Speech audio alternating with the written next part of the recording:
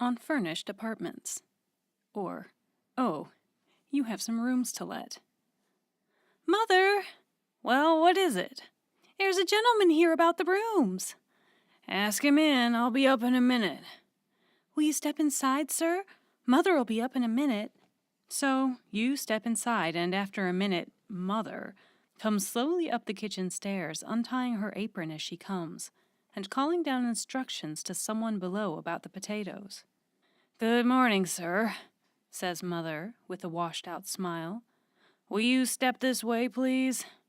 Oh, it's hardly worth my coming up, you say. What sort of rooms are they, and how much? Well, says the landlady, if you step upstairs, I'll show them to you. So, with a protesting murmur meant to imply that any waste of time complained of hereafter must not be laid to your charge, you follow Mother upstairs. At the first landing, you run up against a pail and broom, whereupon Mother expatiates upon the unreliability of servant girls, and bawls over the balsters for Sarah to come and to take them away at once. When you get outside the rooms, she pauses, with her hand upon the door, to explain to you that they are rather untidy just at present, as the last lodger left only yesterday, and she also adds that this is their cleaning day. It always is. With this understanding you enter, and both stand solemnly feasting your eyes upon the scene before you. The rooms cannot be said to appear inviting. Even Mother's face betrays no admiration. Untenanted, furnished apartments, viewed in the morning sunlight, do not inspire cheery sensations. There is a lifeless air about them.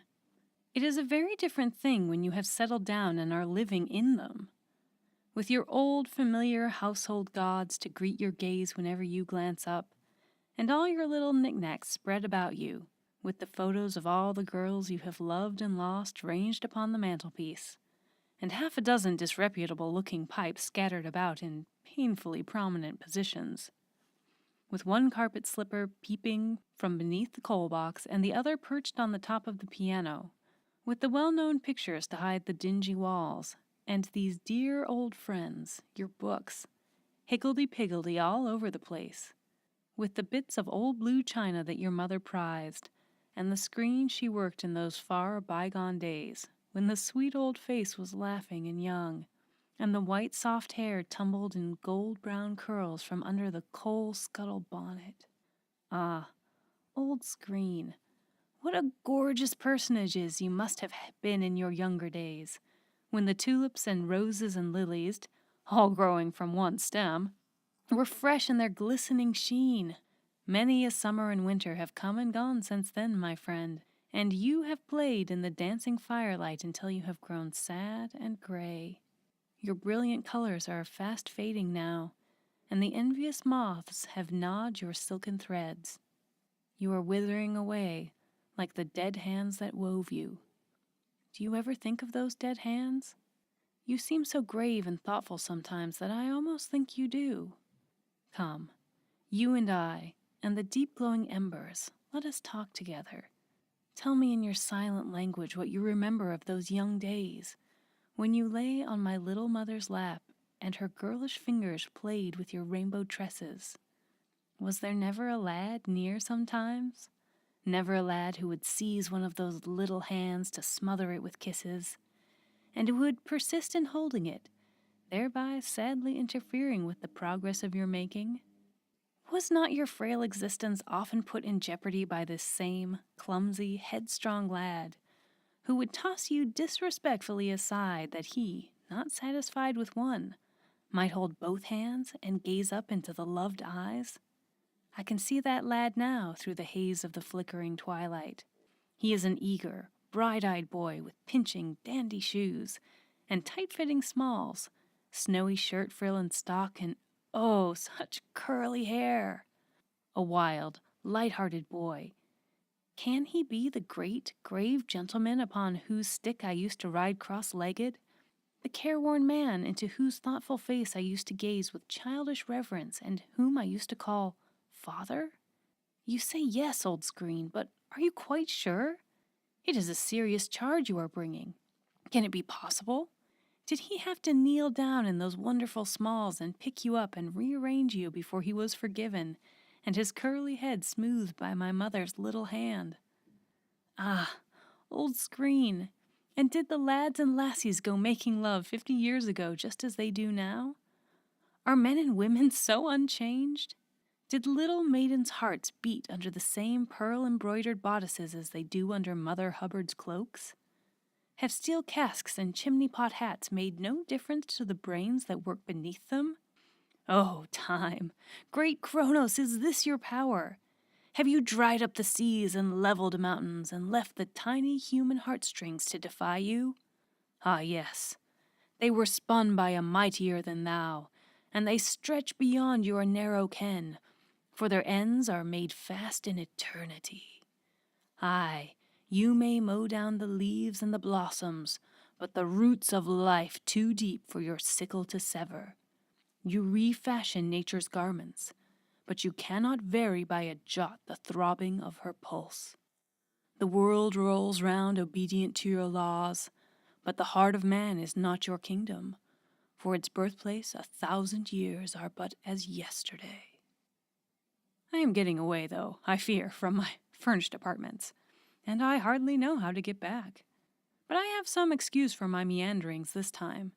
It is a piece of old furniture that has led me astray, and fancies gather somehow round old furniture like moss around old stones. One's chairs and tables get to be almost part of one's life, and begin to seem like quiet friends. What strange tales the wooden-headed old fellows could tell, did they but choose to speak. At what unsuspected comedies and tragedies have they not assisted? What bitter tears have been sobbed into that old sofa cushion? What passionate whisperings the settee must have overheard? New furniture has no charms for me compared with old. It is the old things that we love, the old faces, the old books, the old jokes. New furniture can make a palace, but it takes old furniture to make a home. Not merely old in itself. Lodging house furniture generally is that. But it must be old to us, old in associations and recollections. The furniture of furnished apartments, however ancient it may be in reality, is new to our eyes, and we feel as though we could never get on with it. As, too, in the case of all fresh acquaintances, whether wooden or human, and there is very little difference between the two species sometimes, everything impresses you with its worst aspect. The knobby woodwork and the shiny horsehair covering of the easy chair suggest anything but ease. The mirror is spoky. The curtains want washing. The carpet is frayed. The table looks as if it would go over the instant anything was rested on it. The grate is cheerless, the wallpaper hideous. The ceiling appears to have had coffee spilt all over it. And the ornaments? Well, they are worse than the wallpaper. There must surely be some special and secret manufactory for the production of lodging house ornaments. Precisely the same articles are to be found at every lodging house all over the kingdom, and they are never seen anywhere else. There are two, what do you call them? They stand one at each end of the mantelpiece where they are never safe, and they are hung round with long triangular slips of glass that clank against one another and make you nervous. In the commoner class of rooms, these works of art are supplemented by a couple pieces of china, which might each be meant to represent a cow sitting upon its hind legs, or a model of the Temple of Diana of Ephesus, or a dog, or anything else you like to fancy.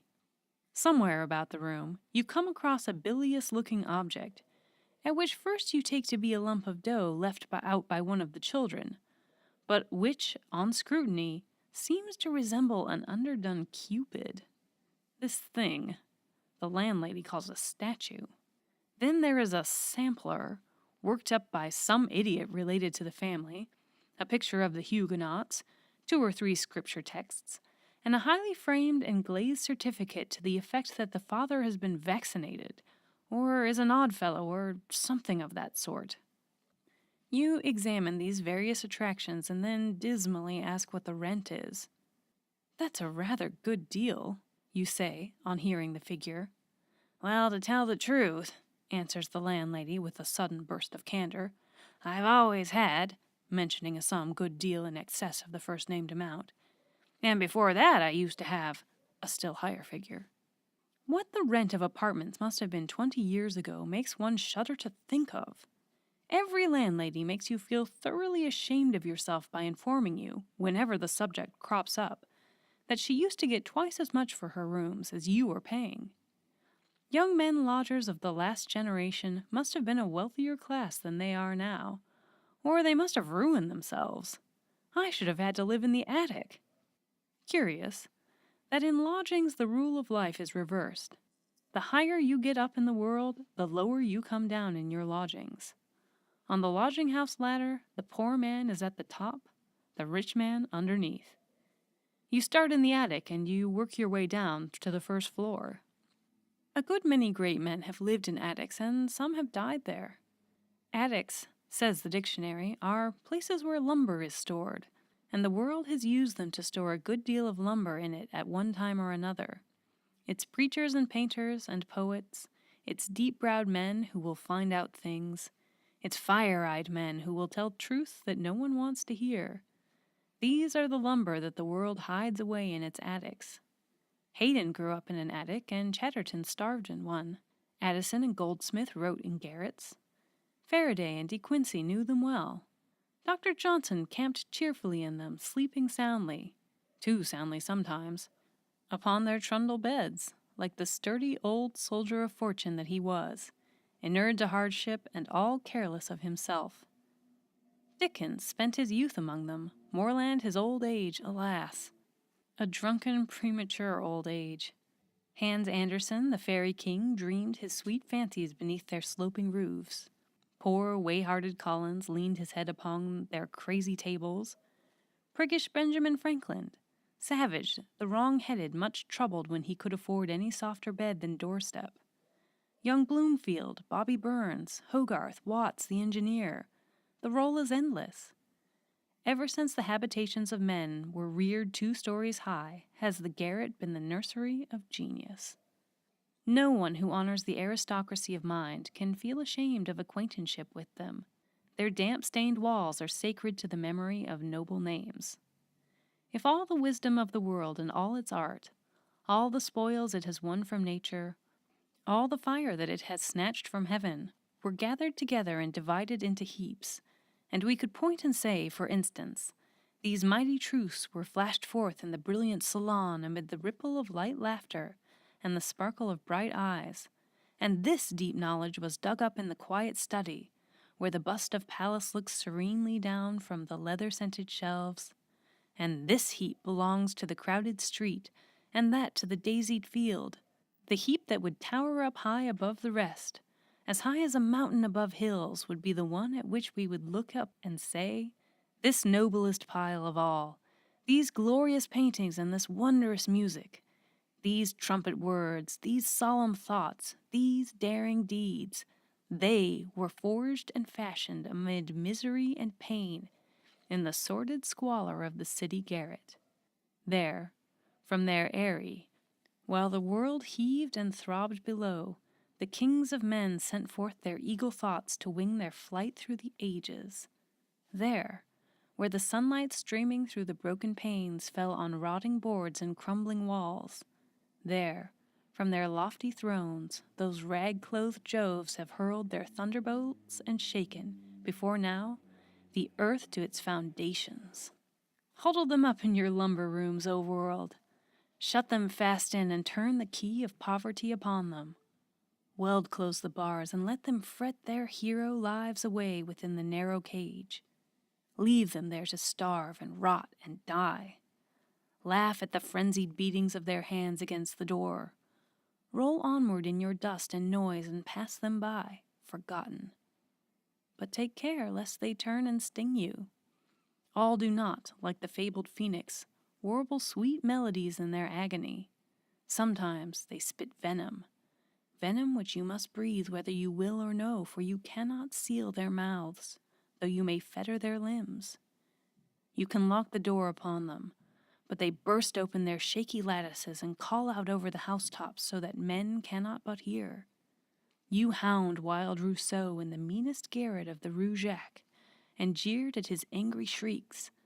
But the thin, piping tones swelled 100 years later into the sullen roar of the French Revolution, and civilization to this day is quivering to the reverberances of his voice. As for myself, however, I like an attic. Not to live in.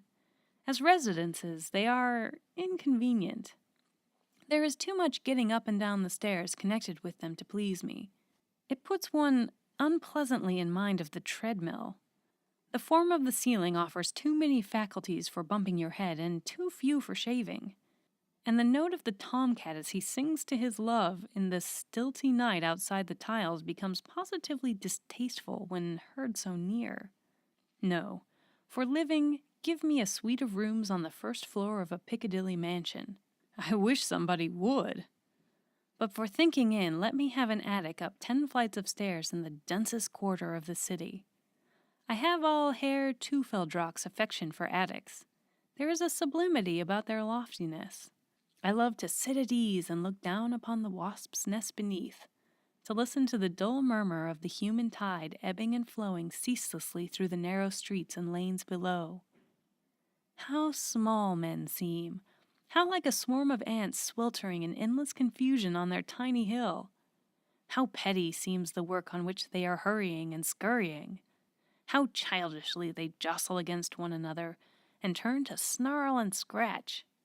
They jabber and shriek and curse, but their puny voices do not reach up here. They will fret and fume and rage and pant and die.